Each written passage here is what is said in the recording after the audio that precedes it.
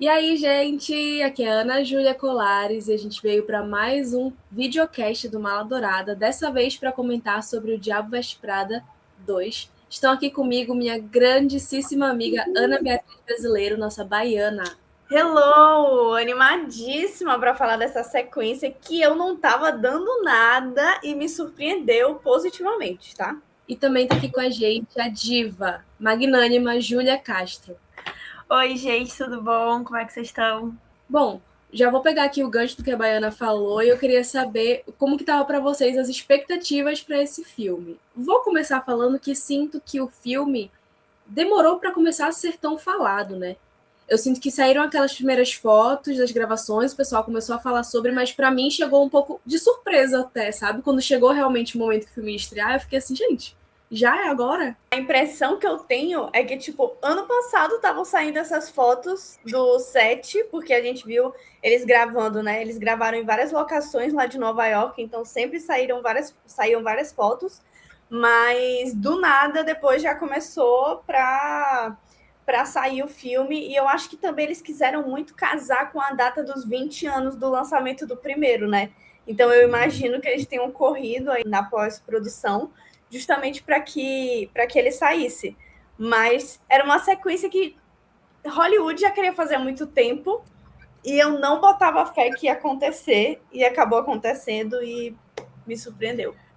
Eles botaram um timing... Assim, eu sou muito fã do primeiro filme, então tava na minha agenda, eu achei inclusive que demorou. Tava, assim, 30 de abril. Tava na minha agenda há muito tempo. E eles, inclusive, colocaram um timing do Met Gala, né? Que tá sendo hoje, do dia que a gente tá gravando, que é sempre na primeira segunda-feira de maio. Então, eles botaram no último fim de semana de abril para coincidir ali. Então, a galera meio que já tava entrando no clima, nessa vibe moda, fashion, Anna Wintour, desde a estreia do filme. Sendo bem sincera, eu tenho muitos receios das sequências, e eu achei que a história era tão fechadinha que não precisava de uma sequência. Assim, quiseram fazer, vamos se divertir, vamos fazer uma coisa, bora, mas eu não achei que era necessário. E continuo não achando. Eu concordo. Assim, eu acho a sequência muito boa. Eu gostei muito do filme. Tem alguns pontos, mas eu gostei muito do filme no geral. Mas eu acho também que não era uma sequência necessária. Eu acho que o primeiro filme terminou bem fechadinho, inclusive, já estou dando aqui um spoiler, eu acho sim que a sequência quebra um pouco a magia do final do primeiro. Entendeu? Tipo assim, a Andy voltar a trabalhar e toda a forma que se constrói esse segundo filme quebra um pouco aquele final que era bem fechadinho, apesar de eu ter gostado do filme também. Uhum. Eu concordo também, mas também se a gente for debater sobre necessidade de sequências, quase nenhuma vai ser necessária em Hollywood, né? Então, assim, necessidade mesmo não tinha. Mas, nossa, Ana Ju, eu ainda não tinha parado para pensar nisso, no quanto que o arco do primeiro filme acaba sendo impactado por essa, digamos, reinterpretação nesse segundo, né? Eu sinto que enquanto o primeiro ele acaba numa vibe, eu vou seguir o meu caminho, no caso da personagem da Andy, o segundo já acaba numa vibe um tanto corporativista, assim, meio, somos todos trabalhadores e é isso, e estaremos vivendo nossas vidas assim. Cara, eu tenho opiniões. Eu não gosto muito de comparar a sequência com o filme original. Não gosto. Porque eu acho que são. É justo também, né? São propostas diferentes, mas. Até porque sequências têm regras muito específicas que, ao meu ver, devem ser seguidas. A sequência deve expandir o mundo, ele não tem que ficar só naquele mesmo redondinho, tipo. Aqui uma sequência meio trash, mas uma coisa que dá para entender bastante, tipo High School Musical 2. Uma sequência muito bem feita, porque ela expande o universo, né? Pega aquela coisa das férias, que não é bem da escola, ela expande. A gente tá agora no Country Club, a gente conhece a família da Sharpay, sabe? Ele expande o mundo. Shrek 2 também é uma excelente sequência. Ana Júlia tá... Imagina só assim. Morrendo. Eu acho excelentes. Não tem um Poderoso Chefão 2. É do Shrek pra High School Musical. Não, porque eu não queria chegar assim, sabe, com um Poderoso Chefão. Porque, porra, todo mundo sabe que é bom. Mas, assim, são sequências que não precisam ser assim, dignas de Oscar, Sim. mas que fazem muito bem. Sabe? Sim. São sequências que seguem as regras, digamos assim. Expande o mundo, não tem. Expande os temas que foram tocados no primeiro, mas não fica na mesma bolinha. Que eu acho que o Diabo Veste Prada não conseguiu incorporar muito bem. Porque, principalmente na questão de temática. A temática do primeiro filme é muito bem estabelecida. Você vai seguir seus princípios e valores, como você vai seguir esses princípios e valores para alcançar os seus objetivos. É muito bem, essa é a temática do filme, e a gente vê isso acontecendo, essa temática pela Miranda, pelo Nigel, pela Emily e pela Andy. E ela, que é a personagem principal, a gente vê essa virada dentro dela. Que ela, apesar de se achar uma pessoa íntegra, com integridade, com moral e com valores, ali pelo meio se vê que ela se perdeu e volta para as origens, digamos assim, volta para os valores dela originais. Mesmo ela tendo rompido, digamos assim, com esses valores, ela retorna. Essa, para mim, é uma temática muito bem direta que o filme dá pra gente. Você sempre consegue voltar e tentar se desculpar com as pessoas que você machucou ao longo do caminho, vamos dizer assim. Já o segundo filme, para mim, além da questão dele não fazer essa expansão de mundo maior, a gente também não tem uma mensagem muito definida. O que o filme quis dizer? A gente não sabe. Me parece assim, é um filme muito divertido, é um filme muito cativante, tem cenas engraçadíssimas, maravilhosas. Mas eu sinto que ainda se perde nisso, sabe? Porque quando eu digo uma sequência necessária, é nesse sentido. Além dele não expandir, ele ainda quebra um pouco da mensagem do original. E não traz uma mensagem por si só. Isso, para mim, eu achei que perdeu um pouco de alma nesse aspecto. O que vocês acharam? Cara, eu até entendo o que tu falaste, tá? Até está aqui, meu cérebro está soltando fumacinha, mas eu já gostei em alguns aspectos. Eu sinto que no primeiro filme, ele faz a gente olhar para a moda como indústria. Entender um pouco além do o que você está vestindo, não sei o que, é mostrar realmente o que está por trás. Nesse, eu senti que eles exploraram ainda esse lado, mais para o jornalismo e publicidade, com toda essa questão, mas eu também senti que eles tiveram um toque, até pode ter uma relação, não tem relação nenhuma, mas até aqui, posteriormente falando, a gente vê uma relação com o Met Gala, que moda também é arte. Eu senti que eles trabalharam muito mais esse lado artístico da moda, que a gente teve acesso ao desfile, a gente teve no primeiro filme, tipo, Paris Fashion Week, mas assim, a gente não via realmente os desfiles, e nesse teve uma cena realmente do desfile acontecendo e tal. Opinião polêmica, achei que a cena da Lady Gaga cantando durou um pouco demais ali, acho que podia ter sido um pouco... Todo o arco da Lady Gaga ali podia ter sido eliminado. 30 arcos, eu acho, sem brincadeira, eu acho que eu contei 17 cenas que podiam ter sido cortadas, que não ia fazer diferença alguma. Podia ter cortado completamente o namorado da Andy, que não ia mudar nada do filme. Nada, não alterou absolutamente nada. Ele é claramente a coisa que menos funciona no filme, pra mim, é esse namorado. E assim, ela podia... Gente, o lado romântico da Andy, pra mim, é tanto fez como tanto faz. Ela podia chegar casada com 10 filhos, ela podia estar solteira com 10 gatos. Não ia fazer diferença pra mim. E desde o primeiro filme. Sim. Aí, no primeiro, eu até entendo, Nate. No primeiro, eu acho que tem que ter aquela coisa do... ela está se distanciando do macho. Pelo menos tem esse recurso narrativo ali, né? A gente vê ela dentro de casa, o namorado serve pra isso, mas assim... como o namoro vai terminar ou a função desse relacionamento, a gente pouco se importa, né? Não, esse daí pra mim, ele foi... Que, na verdade, acaba entrando no pouco do que a Julia tava falando aqui. Uma coisa que pra mim não funcionou no filme. Tinha muita coisa.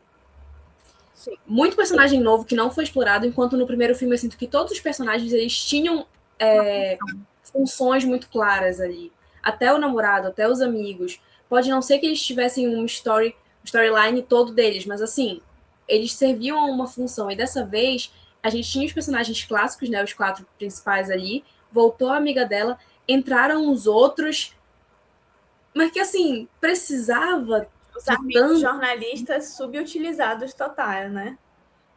uma coisa meio sem sentido. Eu achei que não precisava de tanta... Aquela história inteira da biografia dela. Mas assim, os novos assistentes da Runway, eu amei, tá? Achei que a Simone Ashley parece que ela sempre fez parte daquele universo. É esse que é o meu ponto. Eu gostei. Eu queria ter visto mais da personagem dela, entendeu? Uhum. Eu acho que teria sido interessante, talvez, usar esse tempo pra... Eu gostei da cena da Gaga com a Miranda. Eu também. Aquela dela conversando, eu gostei. Eu só achei que a cena realmente do música, show né? durou um pouco muito, Ficou um pouco... Um clipe no meio do filme, do nada. Durou demais. Então, vocês sabem o que eu lembrei? Eu não sei se vocês assistiram, mas teve o filme de Instrumentos Mortais lá atrás com a Lily Collins. Putz, amiga, Tá, mas aqui, pra alguém que assistiu Capitão, cara, a Demi Lovato lançou uma música pra esse filme. E tem uma cena do filme que toca a música inteira, com os protagonistas, tipo, passeando por um jardim.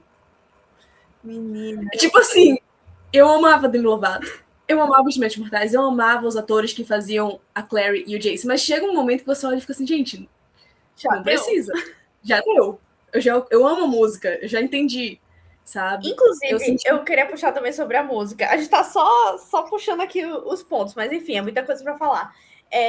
Que eu senti que essa trilha sonora, como eles quiseram trazer esse ar mais moderninho, entendo eu, com novas parcerias, então eu nem olhei, tá, a trilha, mas sei lá, o filme parece que começa com a música da Dua Lipa, ou pelo menos parece muito ser a Dua Lipa cantando, né? E aí depois vem a música da Lady Gaga. Eu acho que tem até uma da Dolce também. E quando a gente compara com o primeiro, que não tem como não comparar, é uma trilha sonora muito icônica, né? A gente tem Suddenly I See, tem Vogue, que beleza, rolou no segundo, pelo menos. Mas tem Jamiroquai, tem várias assim músicas e artistas bem icônicos dos anos 2000 que parece ser uma trilha que ela se eternizou no nosso imaginário como filmes dos anos 2000. E eu queria que a trilha tivesse bebido um pouco disso, sabe? Não sei se repetir as mesmas músicas, mas talvez beber um pouco da fonte. Não tem só Vogue da Madonna, sabe? E aí vieram muito com música nova e eu senti um negócio meio plastificado nessa questão da trilha sonora. Amiga, eu acho que, para mim, pelo menos, volta aquele tópico original que eu tinha falado. O filme, para mim, me parece um pouco que não perdeu a alma, não é que não seja um filme bom, nem um filme divertido.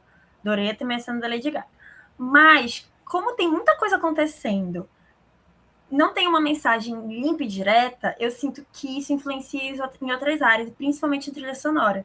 Porque, gente, o primeiro filme é tão bom, é muito bom, que até o Suddenly I See, ele faz todo um arco, tipo, a música tem um arco dentro do filme. Tipo assim, que Suddenly I See, porque no início ela começa enxergando o espelho, e aí, quando ela se toca onde ela ela olha para ela mesma no espelho e lembra de onde ela estava. Por quê? Porque de repente ela vê. Então, assim, era uma trilha sonora tão espetacular, e agora foi tipo assim, bora ver o que tá no top charts do Spotify. Me passou um pouquinho dessa vibe. Que não fizeram uma seleção, tipo assim, vamos ver que música tem uma mensagem, um ritmo que encaixe muito bem com essa cena, com essa mensagem. Não, parece tipo assim, essa música aqui é bacana, bora colocar.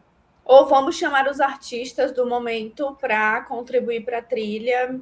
Exatamente. Vamos ver o que tá happening, o que tá acontecendo. Vamos jogar aí. Foi a impressão que eu tive.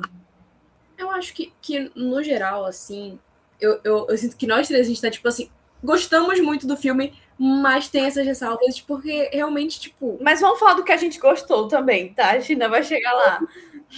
Eu achei o filme divertidíssimo, eu fui assistir com a minha mãe no cinema e a gente se divertiu horrores, eu adorei o filme, eu só realmente acho que o primeiro, é até por isso que eu falo, que é um pouco até injusto de comparar. Eu até vi alguém no Twitter falando, gente, vocês estão fazendo um grande... Porque aí, já fazendo aqui, viralizou lá o negócio do pessoal indo arrumado assistir, aí primeiro estavam achando legal, depois fizeram o que é o ciclo do Twitter, gente. Primeiro vão achar legal, depois vão falar mal, depois vão defender o que falou mal, não sei o quê. E aí alguém falou, tipo, vocês estão fazendo tudo isso por um filme da Sessão da Tarde. Cara, realmente porque passava na Sessão da Tarde, mas eu revi o filme um pouco antes. E é realmente um filme muito bom. Ele é bom, ele é tecnicamente muito bom, a história é muito boa, o roteiro é muito bom, as atuações são boas, assim. É tudo muito bom. Então, são sapatos difíceis de calçar. sabe, esse segundo. E eu acho que ele fez muito bem, principalmente naquilo que eu falei, de não perder. Eles não tiveram medo de falar sobre um assunto que é polêmico, sabe? Eu acho que isso é um ponto a se respeitar. Legal ali. Tem que ser No mulher. primeiro ou no segundo? Nos dois, mas eu senti que no segundo eles também escolheram um tema que é meio polêmicozinho, assim, sabe? Vários temas, né? Muitos temas.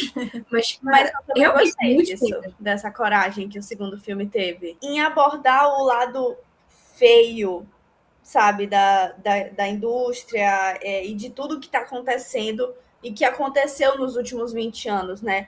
Nessa mudança. A gente meio que já esperava que ele fosse abordar isso. Eu não esperava que a gente ia ter imagens de personagens, né, como um Jeff Bezos ou um Elon Musk da vida, que é do personagem do BJ Novak, e também do outro lá, do marido da Emily, namorado da Emily. Interesse romântico do patrono da Emily. É, o patrono dela. E ele entrar nesse embate com a Miranda, o que me surpreendeu assim, é que tem várias cenas engraçadas envolvendo esses personagens e esses arquétipos. Eu tava me divertindo, mas quando o filme quis passar uma imagem, né, ou até uma lição, digamos assim, uma mensagem, ele soube fazer um diálogo mais sério, mais denso, que foi aquele momento de embate entre ele e a Miranda naquele jantar, né, que eu fiquei, eita, tá me doendo um pouquinho aqui, sabe? Nós também temos medo do que a IA vai fazer com o futuro da arte, né? E da moda e de muitas coisas e dos nossos empregos. Então, eu acho que o filme ele me surpreendeu na coragem que ele teve de tocar nesses calos e não só ficar no oba-oba, que é um pouco do que eu esperava ali, entendeu? Mas também, ao mesmo tempo que ele tem coragem de abordar esses temas, ele também, claro, tinha a oportunidade de aprofundar muito mais do que ele aprofunda, né? Isso, enfim, a gente vê todos aqueles personagens, aqueles jornalistas, amigos da Andy, do outro jornal lá, e principalmente aquele cara que é o redator que ela puxa para Runway, né? Que, assim, o personagem tem 2 falas, 2 cenas, e, nossa, o arco dele, ele nem tem arco, a gente nem sabe o que acontece com ele depois e tal. Ele só serve ali para a gente se compadecer com a história, mas poderiam ter explorado um pouco mais do que ia acontecer com aquelas pessoas, né? E não entram também tanto nisso. É um filme de comédia também. Não vai pesar muito em cima. Mas é isso. Eles quiseram falar de muita coisa e eu acho que realmente não deu tempo deles falarem de tudo. Nunca vai dar tempo deles falarem tudo com uma profundidade que merece, né? Mas, de fato, eu gostei muito dos temas que eles abordaram. Eu tenho uma questão sobre uma trend que eu tava vendo no Twitter, que é assim, as pessoas querendo assim, porque botaram ainda a Miranda muito, ela ainda tá meio malvada, ela tá meio boazinha. Eu acho difícil a gente colocar isso de boazinha e malvada, mas o nome do filme é O Diabo Veste Prada. Então não tem como a gente colocar uma pessoa... A Miranda é claramente a vilã, a antagonista do filme, né? Principalmente no primeiro. Porque um dos temas que eles quiseram abordar, que foi a questão das relações de trabalho, né? A gente tem, agora a Miranda que coloca o próprio casaco, a Miranda não fala mais tal coisa, a Miranda não fala mais... Ela fala de corpos positivos ou corpos negativos, eu ri muito naquela cena. O RH tá de olho, já que ela vai tá de olho. E aí ficaram nisso, assim, tipo, finalmente, porque agora a gente tem pessoas reclamando, pessoas gostando e pessoas reclamando que agora fizeram uma Miranda politicamente correta. Tipo assim, gente, a Miranda era antagonista do primeiro filme. Agora, a gente tem vários outros antagonistas. A Miranda ela é só uma peça nesse jogo. A gente tem o Tech Bro, que a gente também pode considerar ele ali um diabo que não veste Prada, ele veste aqueles coletezinhos de... Faria Limer. Mas a gente tem aquele cara, a gente tem o Elon Musk, né, que para mim ele é muito Jeff Bezos, que vai comprar uma empresa de milhões, mexer com milhares de empregos só para dar para a namorada, porque a namorada estava afim, que foi o que o Jeff Bezos fez com a esposa do SpaceX, né, que ele comprou toda uma empresa, desenvolveu toda uma empresa para ser o passatempo da esposa. Eu acho que essa temática eles conseguiram fazer bem, de mostrar que, olha, a Miranda, ela era uma antagonista nesse núcleo, mas no macro existem outros jogadores, existem outros players, existem outros diabos que não necessariamente usam Prada, né? Que às vezes usam uniforme Faria Limer. Então, nisso eu gostei bastante, que eles expandiram esses temas de algo além da runway, né? De como... Até mesmo aquele discurso da Emily no início, né? Que ela fala lá da Dior, porque retail, e o papel, né, do varejo, que pra cá não é tão pesado, mas nos Estados Unidos eles têm uma discriminação bem grande com quem trabalha na área de varejo, né? Culturalmente isso tem uma questão para eles, e a Emily meio que vai fazer isso. Na realidade, nós somos importantíssimos. Então, eu achei interessante essa temática que eles trouxeram. E ele até reforça, colocando esse lugar da Miranda, de que ela também é uma funcionária, entendeu? A Miranda, ela não manda no jogo, ela continua sendo uma funcionária, né? E a gente vê ela nesse lugar também, nesse segundo filme. E que ela tá disposta a jogar o jogo. Porque no primeiro, ela tava num lugar de maior poder e ela manipulava, e ela dava facada nas costas, ela fazia e tal. Nesse agora, a gente já vê de uma outra forma. Eu vi também esse debate, tipo assim, aquela cena do avião. Aí já entra aquele negócio. Primeiro eu vi, concordei. Depois eu olhei de novo e falei, não, pera. Aí eu vi outra pessoa falando outra coisa, já mudei de ideia. Mas basicamente, a minha opinião no momento é, aquela cena realmente, ela não é realista, mas a gente tá vendo um filme e tem que ter cenas de comédia e tal. Mas ao mesmo tempo faz sentido, porque se ela vira e fala, não, eu não vou viajar, eu vou pegar o meu jatinho privado e vou longe de todo mundo da empresa. Aí o cara, como é? O Faria Limer já ia se ofender. E ela tinha que agradar ele. Então isso mostra, tipo assim, até onde ela vai para conseguir manter o que ela quer. E o que ela quer é ser a editora-chefe da Runway e da Elias Clark no geral. Então, eu acho que também trouxe esse outro lado de ela, para você se manter, você tem que se adaptar. E eu trago aqui, mais uma vez, o link com a vida real. Gente, Anna Wintour, que se prestou a participar da campanha de divulgação desse filme. 20 anos atrás, nunca. Sim. E assim, a Anna Wintour, hoje, nesse momento, está sediando o Met Gala, com o Jeff Bezos, gente. Então, assim, iris or iris, sabe? É o mundo capitalista que a gente vive. Até os discursos, as mastigadinhas de discursos contra capitalistas que tinham no filme, sabe? Fez a gente... Realmente, olha, tem pouca coisa que a gente pode fazer. A Miranda é só realmente empregada. E eu gostei que no filme, a Andy fica o tempo inteiro chocada. Ela fica tipo assim, gente, o que aconteceu com a Miranda? Isso não é a Miranda. Porque ela tem esse tempo que ela passa fora. E quando ela volta, ela tem dificuldade de reconhecer. E isso o filme faz bem, né? A gente vê pelo olhar da Andy. E quando eu tava assistindo, eu falei pra mim, gente, quando que a Miranda Priestly ia na econômica de um avião? E aí, ao mesmo tempo, a Andy vai lá, gente, o que aconteceu com a Miranda? Então, ela serve ali como os nossos olhos também, para ter esse espantamento. Sim. Porque eu acho que ela passa ela conheceu aquele mundo, ela passa 20 anos vendo do lado de fora, vendo Met Gala, vendo a edição da Vogue, o tempo todo, ela não tem ideia. Por exemplo, a relação dela com o Nigel, né? Porque ela passa 20 anos fora, em tese, eles não se falam, mas quando volta, ela tá lá melhor amiga. Mas assim, gente, é filme. A gente abraça essas questões aí.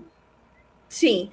São discrepâncias que dão para acreditar. Sim, e eu acho que tem um fundo de verdade, esse lugar das empresas terem passado por essa redução de custos mesmo. Então, um universo que era muito luxuoso, que as empresas bancavam muita coisa, hoje é diferente. Tipo, nas grandes corporações, quem vive isso consegue perceber esse movimento, assim. E outra coisa que eu ia comentar também, que é uma contradição dentro do filme, é todo o posicionamento que ele tem em relação à IA, né? E o medo de que a IA vai substituir alguns profissionais, ou então ela influenciar na criação, sendo que O Diabo Veste Prada é um filme que hoje é da Disney, né? E é uma grande corporação que, está sofrendo um downsizing absurdo, muita gente sendo demitida dentro da companhia porque não está entregando o número, e 2, também tem utilizado IA em algumas produções, né? Então, são essas coisas que, assim, o roteiro ele vai criticar, mas até certo ponto, né, gente? Porque também faz parte daquele universo. Mas eu gosto quando os criadores ali, a zona criativa do rolê, eles fazem essas criticazinhas assim para as companhias que são donas deles mesmos. Uhum. A Simpsons e a Fox sempre faziam isso, eu achava... Sim. Eu falava assim, eles não vão cancelar os Simpsons porque assim, os Simpsons ele já está num patamar incancelável, não tem como tu cancelar a série. Eu digo cancelar não de tá cancelado no Twitter, mas de a série deixar de existir pelo dinheiro que a série traz, né? Que a série gera. Então, gente, eles estão um pouco se lascando, vão falar o que eles querem mesmo. Eu acho bacana quando isso acontece. Esses momentos rebeldezinhos assim do capitalismo. Sim. E eu queria perguntar uma coisa, o que vocês acharam da revelação final de que foi o Nigel que mexeu os pauzinhos pra Andy voltar pra Runway? Eu não achei nada demais. Foi tipo... Fiquei tipo, ok. Whatever. Pra mim, a reviravolta mais bacana foi a ex-esposa do cara comprar a empresa. Pra mim, aquilo ali foi o momento. Sério? Eu já sabia. Eu já tinha entendido, assim. Quando eu vi a movimentação, eu fiquei assim... Porque eu tava achando muito a Lucille ter feito só aquela pontinha. Sim. Eu tava assim, gente, ela vai ser utilizada em algum momento, né? Não, foi super previsível, mas assim, foi a reviravolta ali dentro do roteiro que eu mais gostei. Porque a reviravolta do cara, o cara tá vendendo a Runway. É claro que ele ia vender, né? Ele vender pro boy da Emily. Não entendi ali as duas se juntarem. Achei uma vibe meio... Assim, achei ok. O cara vai comprar pra Emily. Mas assim, ficou com aquele gostinho ruim na boca, porque o cara não era muito bacana, né? Uhum. Então, assim, pra mim, a reviravolta na realidade, é a ex-esposa dele que vai comprar. Foi a que deu uma catarse mais bacana. Não, e a cena da Miranda falando pra Emily, você não é uma visionária? Puta! Nossa, não. Eu achei uma das melhores cenas do filme, tá? Aquela é a Miranda que eu conheço. Babado. E no final... gente, desculpa. No final, quando ela fala como estão te tratando na coach, eu fiquei meio assim... Gag of the century, desculpa. Inclusive, eu vi uma gringa tweetando, porque, tipo, aqui no Brasil essa piada não... Assim... tem que ter um contexto muito específico para você entender. Né? Você tem que fazer meio parte do negócio, mas eu vi uma gringa tweetando que essa foi uma das piadas que mais riram no cinema, na sessão dela, assim, que a galera morreu. Toda aquela cena delas duas depois conversando, assim, eu acho que é uma cena que podia ter sido cortada pela metade. Mas eu gostei. Eu achei que deram um desdobramento para essa relação, sabe? Esse filme tá chegando para mim no patamar de Mamma Mia, Here We Go Again. É um filme... Porque Mamma Mia, Here We Go Again tem zero lógica, zero sentido. Mas começa aquele filme e eu amo. E Fernando, e eu vou naquele rolê aí, me perco e não quero nem saber de sentido. Eu concordo e eu discordo. Eu concordo que Mamma Mia 2 não faz sentido nenhum. Você não pode levar nada do primeiro em conta, você tem que apenas assistir e pelas vibes, entendeu? Viver o momento. E aí, acho que o Vesprada consegue fazer... Tem mais sentido ali, sabe? Tem mais, mas ele... Sabe, se fizer o Diabo Vesprada 3, vai ser inteiramente... também. Não, e a gente corre o risco de rolar um Mamma Mia 3 com a dona viva. Tipo assim, isso vai acontecer. Isso tem grande chance de acontecer e é o nível da lógica da franquia Mamma Mia, que eu acho que Diabo Vesprada talvez se apegue um pouco mais. Eles têm um pezinho no chão um pouquinho mais... Um pouquinho mais. Mas só, assim, falando da Emily, do personagem dela, eu achei que a Emily Blunt foi mal aproveitada. Os momentos que ela aparece, eu acho que ela brilha. Mas eu achei que a personagem foi mal aproveitada, como um todo. Até porque no livro original, né, para quem não sabe, O Diabo Veste Prada é baseado num livro. E o livro teve... É bem ruim, né? Pois é. E aí, bem mal feito, bem mal falado. Igual Legalmente Loira, que o filme é impecável, o livro é trash.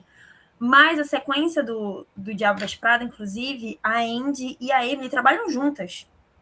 A Emily é uma jornalista, ela trabalha como jornalista em outra editora com a Andy. Então, mudaram completamente, o que eu não acho que seja algo negativo, mas eu achei que eles podiam ter aproveitado um pouco melhor a Emily Blunt. Se eu tivesse uma moeda para cada vez que Anne Hathaway protagonizou um filme inspirado por um livro, e na sequência eles simplesmente ignoraram a sequência dos livros e fizeram um filme do zero, eu teria 2 moedas. Que não é muito, mas é engraçado que aconteceu 2 vezes. Qual é o segundo? Gente, o Diário da Princesa. Perfeito. Perfeito. É verdade. Verdade. Todo aquele personagem lá do Chris Pine, tudo inventado. Nos livros ela fica com o boyzinho do primeiro filme, com o amigo dela. Mas tudo bem também. Não, o filme é essa lógica que tu falou. Gente, às vezes a gente só tem que olhar pra uma sequência que não tem nenhuma lógica e falar você serve. Exato. Assim, sobre a Emily Blunt, cara, eu senti que esse segundo filme me fez dar mais valor a ela, sabia? Eu tava até vendo uma entrevista que eles fizeram várias coisas, né, pra press tour do segundo filme agora, os 4 originais, e tava mostrando uma cena do filme, a Meryl Streep falou, tipo assim, gente, a Miranda não manda em nada. Quem manda nesse set se chama Emily Blunt. A Meryl Streep falando isso. E quando ela falou, eu falei, caramba, quando ela abre a boca, ela domina a cena de uma forma. E desde o primeiro filme isso, tipo assim, é uma personagem que ela consegue arrematar e é muito pelo trabalho da Emily. É muito foda isso. Muito foda que esse filme tenha lançado ela, né? E, enfim, e tinha sido essa maravilha. Eu gostei dela no segundo também. Eu queria mais dela. Eu achei que ela foi mal aproveitada. Eu queria mais Emily. Eu queria um spin-off. Vou falar aqui, vou soltar aqui. Disney. Um spin-off da Emily trabalhando na Coach. Esquece. Ela loira trabalhando na Coach. Disney. Amei. Se vira. E a participação da Donatella. Versace. Coraçãozinho roxo. Juro. Eu acho que é mais um que acabou fazendo mais sentido para quem conhece um pouco mais desse universo, porque o cinema não reagiu muito, não. Exato. Mas eu fiquei assim, kkkk, eu juro. E elas falando em italiano, eu kkkk, só virei pra minha mãe, você sabe quem é? Ela não.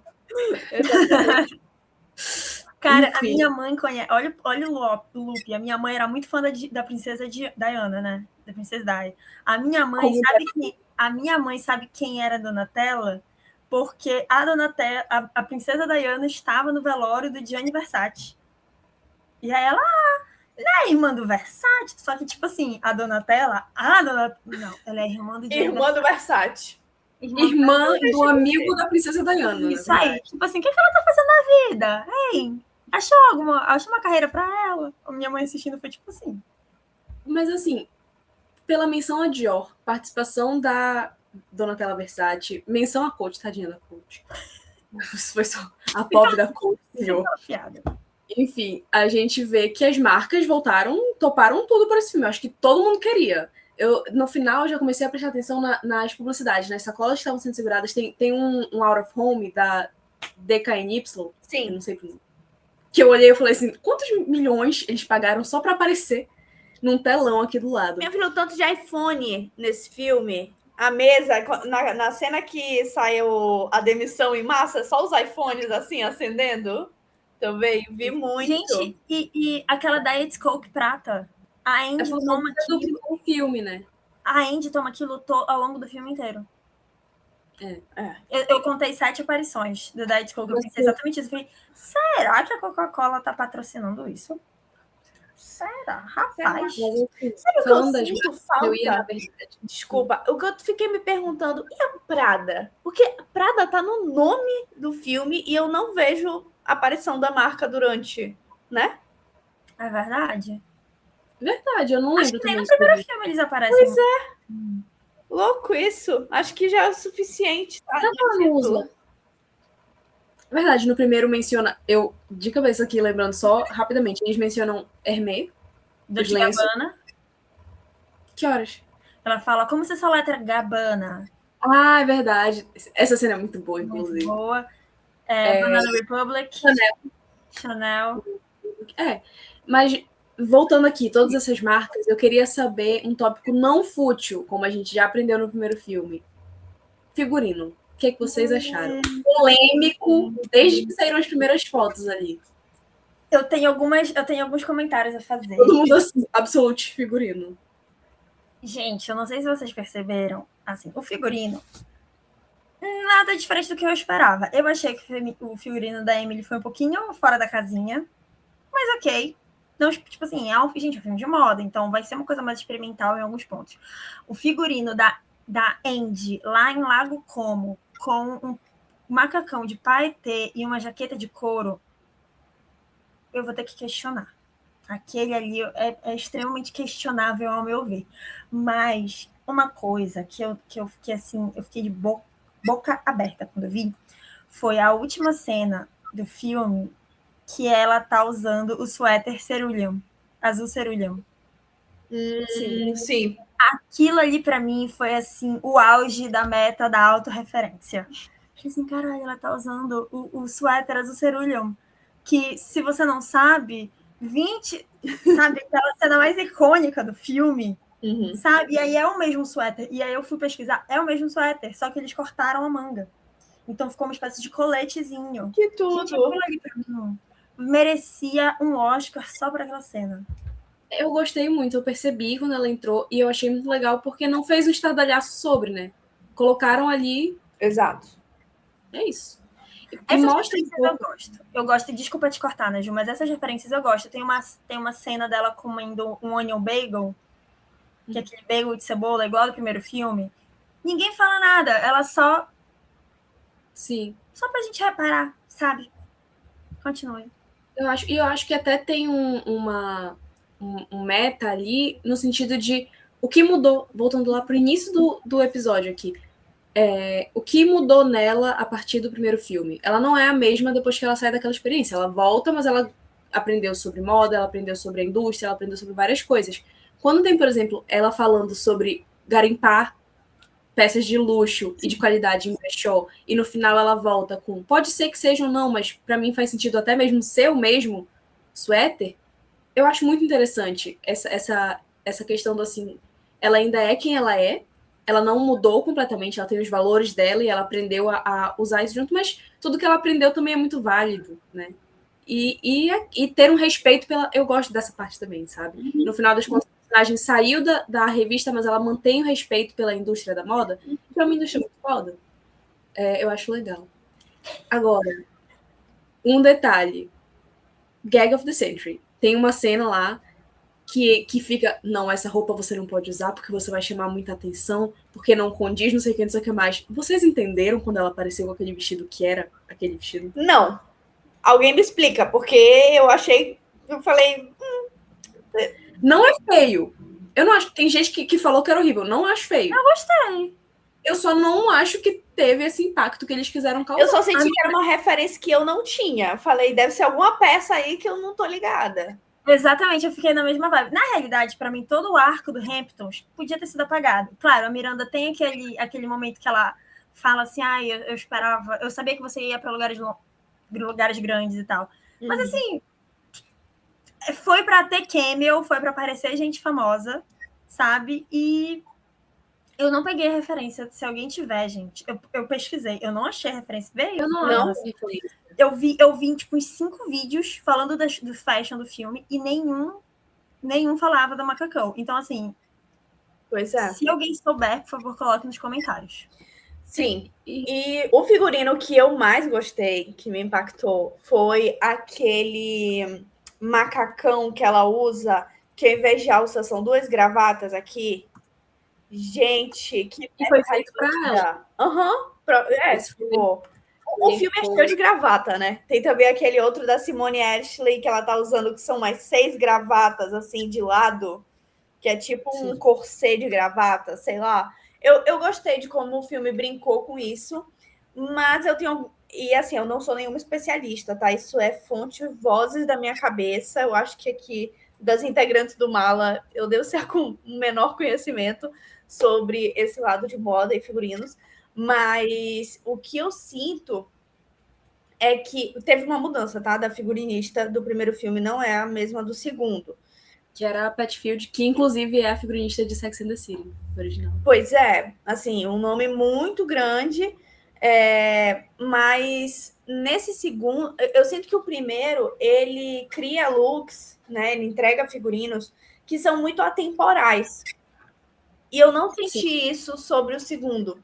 Eu senti que o segundo queria mais trazer autorreferências e referências do mundo da moda e tudo, e não trouxe looks tão atemporais, assim, sabe? Aquela coisa que eu vou assistir hoje, eu vou querer me vestir igual ela se vestiu em 2006.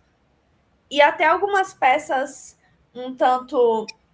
por exemplo, eu odiei aquela jaqueta da Miranda com aqueles ciricutico que ela dá naquela Sim. reunião, que ela até se mexe. Eu amei. Nossa, odiei aquela peça, mas assim, opinião mesmo. E aí eu fiquei, sabe, eu achei que o figurino deu, quis forçar nesse lugar e perdeu um pouco da atemporalidade. Eu concordo. E eu acho que a temporalidade não quer dizer que não fique datado, porque muitas roupas de 2006 são muito datadas. Assim, aquelas boinazinhas que a Indy usava, não é uma coisa que você vai. Mas eu acho que tá tudo bem um filme ter um figurino que é um retrato da sua época. Mas, não sei, eu concordo contigo. Eu sinto que esse tá um pouco mais plastificado. Uhum. Não sei. Eu achei que eles arriscaram menos em alguns tópicos, eles foram muito pro safe place dos looks do escritório, essas coisas. Sendo bem sincera, eu gostei muito. Eu acho que a gente podia fazer um vídeo de análise só sobre cada figurino, cada roupa, um por um. Tem conteúdo suficiente para isso.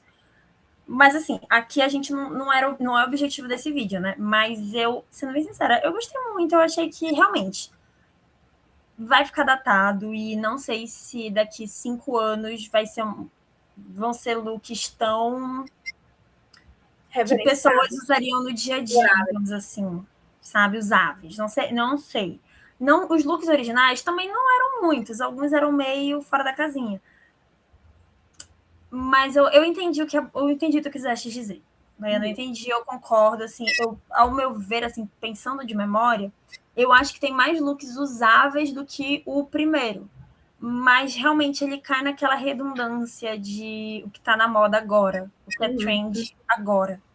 Sabe, aqueles conjuntos com coletezinhos, é muito realmente 25, 26. Então, não sei se... Na realidade, 24 a 25. Não sei se 26, 27 vai ser... Já vai estar uma coisa super fora. Realmente faz sentido. E fiquei triste agora pensando nisso. Mas eu gosto que nas cenas que rolam o styling, né, da Miranda ali na runway, ou então até na Semana de Moda de Milão, que esse filme eu achei que ele ousou mais nesses lugares. Tipo assim, a gente vê a moda mais extravagante, sabe? Mais artística, né? Como a Ana Ju falou, que puxa a moda mais pro lado da arte do que no primeiro filme. E isso até não deixa de ser um comentário também, né? De como a moda se comporta hoje, né? Nas passarelas.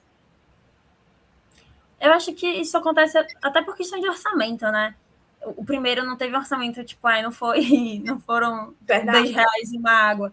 Mas, agora falando, qual é a marca que não iria querer estar no Diabo Veste Prada 2? Sim, é então, verdade. O primeiro era meio que assim uma aposta, sabe? Será que o filme vai dar bom? Será que não vai dar? Será que a Ana vai gostar? Será que eu vou entrar na lista negra da Ana se eu participar desse filme?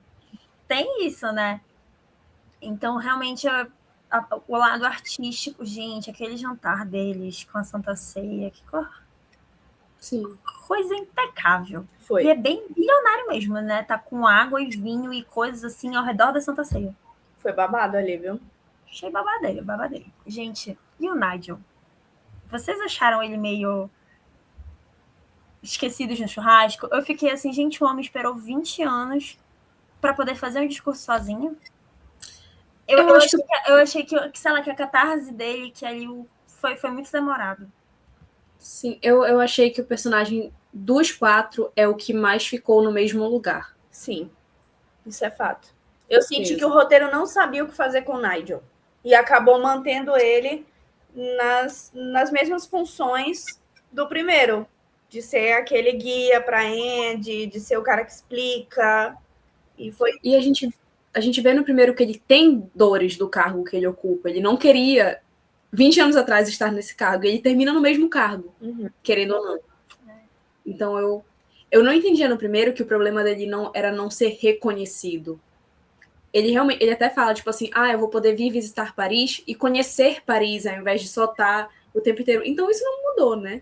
Acho que... Mas, assim... É isso. Eu gosto do personagem no segundo filme, mas ele definitivamente é o que menos teve uma mudança, assim. Acho que ele nem sequer um arco teve direito, sabe? Foi mais um arco da Miranda de abrir mão daquele posto, de falar, não, tudo bem, eu vou delegar isso para o Nigel, do que o Nigel por si só, sabe? Tipo assim, as coisas aconteceram com ele, mas ele não fez as coisas acontecerem, digamos assim. E eu fico triste, porque é um personagem que eu gostava bastante, sabe? Ele merecia mais. Ele realmente foi um coadjuvante que tava dando um apoio pra história, sabe? Eu sinto que ele e a Emily trocaram um pouco de lugar, entendeu? Aonde no primeiro ele tinha um arco maior e a Emily tinha um arco, mas era mais uma construção ali lateral da Andy e da Miranda. E nesse a Emily teve um peso maior e o Nigel ficou lá mais só seguindo o fluxo como um personagem amado. Não sei se fez sentido. Não tanto porque a Emily tinha o arco dela, mas enfim. Mas fez sentido. O arco da Emily existia, mas a função dele ali era mais propulsionar a Andy. Sim. Então era ainda assim Agora, um fun fact, galera. Não sei se vocês sabem, mas o Stanley Tucci, o ator que faz o Nigel. O Nigel, ele é cunhado da Emily Blunt. Sim. E esse filme existe porque eles, tipo assim, toda vez que a família se reunia, eles ficavam comentando, cara, que bacana que ia ser se a gente fizesse um segundo filme. E esse filme existe por conta disso. Todos eles parecem se adorar muito, né? Tipo, os 4 principais, eles falam realmente com muito carinho, assim, um do outro. Achei babado. Gente, imagina que farofa que deve ter sido filmar esse filme. Gente, porque a Meryl Streep, ela parece ser divertidíssima, né? Eu acho que o pessoal tem medo dela, mas tudo que eu vejo, na verdade, é o contrário. Não. Mamma Mia, ela porre lá no coisa. O Only Murders in the Building também, que a Selena fala bem dela. Até namoradinha nos bastidores ela arrumou. Não, tipo assim, ela é a pessoa mais divertida de Hollywood, cara. Sério. Ela é a melhor de todos. Tem uma história de que também foi ela que advogou, assim, pra Anne Hathaway entrar no filme. Que ela não era uma das primeiras. Eu vi uma história dessas também. Tipo assim, a Meryl assistiu uma cena dela num filme no Brokeback Mountain. Posso ter caído em bait no Twitter, mas eu vi uma história dessa. Ela assistiu a cena em Brokeback Mountain, que a Anne realmente tipo, foi atrás desse filme, e no caso da Emily Blunt já foi o contrário. Ela estava com uma proposta para um outro filme, que ela ia ser protagonista, e aí ela não passou, e ela tava mal chorando, e os produtores de Diabo Veste Prada, tipo, soltando fogos, porque eles queriam muito ela para ser Emily. Eu acho linda. Ela combina muito com esse filme, gente, sério. Sim. Emily Blunt, ela tem ali ela tem um molho borogodó. E ela tem um timing cômico muito bom. Eu sinto que a gente podia ficar mais 2 horas aqui falando e ia ter coisa para falar. Mas a gente tem que ser um pouco mais concisa. Acho que a gente conseguiu, nesse papo, abordar vários tópicos sobre o filme. Se a gente lembrar de alguma outra coisa, sempre tem como gravar um vídeo e postar no Rios. E é isso, gente. Obrigada, meninas, por esse kikiki. E é isso, gente. Se inscrevam no nosso canal. Sigam a gente no Instagram, @maladourada, e no TikTok, @maladourada também. Acompanhem os nossos conteúdos, lá vai ter crítica, vão ter mais videocasts. Não percam o próximo que tiver. E é isso, gente. Beijo. Tchau. Beijo. Tchau.